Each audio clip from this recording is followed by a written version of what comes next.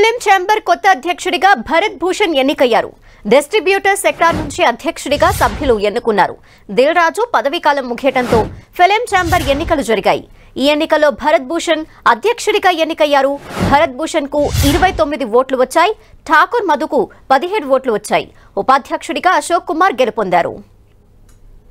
మరిన్ని డీటెయిల్స్ మా ప్రతినిధి వెంకట్ అందిస్తారు. వెంకట్, ఫిలిం ఛాంబర్ ప్రెసిడెంట్ కి సంబంధించి ప్రతి సంవత్సరం కూడా ఎలక్షన్స్ జరుగుతుంటాయి. దానిలో భాగంగా ఈసారి ఫిలిం ఛాంబర్ ప్రెసిడెంట్ కి ఎలక్షన్స్ జరగడం జరిగింది. లాస్ట్ టైం దిల్ రాజు అయితే ఈసారి డిస్ట్రిబ్యూటర్ సెక్టర్ నుంచి ఎలక్షన్స్ చేయడం జరిగింది. మొత్తం సభ్యులు 48 మంది ఉంటే దీంట్లో 48 మందిలో 46 మంది ఓటింగ్ లో పాల్గొనడం జరిగింది. అయితే ప్రెసిడెంట్ గా పోటీ చేసినటువంటి ఠాగూర్ మధురు, దాంతో పాటు భరత్ భూషణ్, దీంట్లో భరత్ భూషణ్ కి అత్యధికంగా వచ్చాయని చెప్పవచ్చు. 29 ఓట్లు భరత్ భూషణ్ కి వస్తే ఇటు ఠాగూర్ మధుకు 17 ఓట్లు రావడం జరిగింది.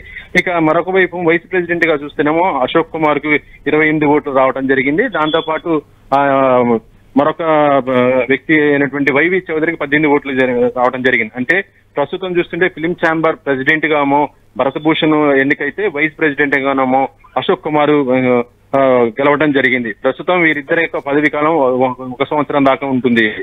Okay, thank you Venkat.